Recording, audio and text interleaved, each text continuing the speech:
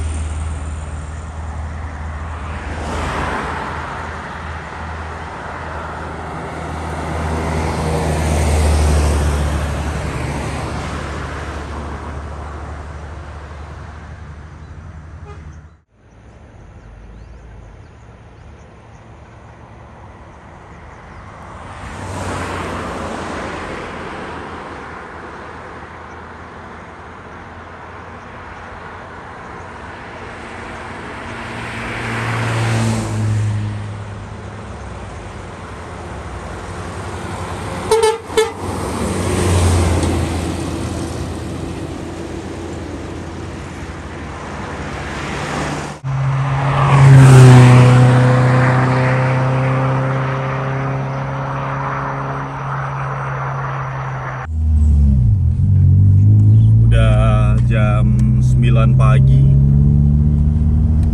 Cuman itulah yang tadi kita dapat di hunting untuk hari ini. Spotty Star mungkin tadi ada selisih juga sama kita di jalan, karena tadi cuma 1 unit yang jumpanya, bis jam 8-nya nggak kelihatan. Mungkin kita masuk tol Spotty Star lewat jalan bawah. Cuman sekitar berapa tadi? 10 bis yang dapat kita hunting untuk hari ini.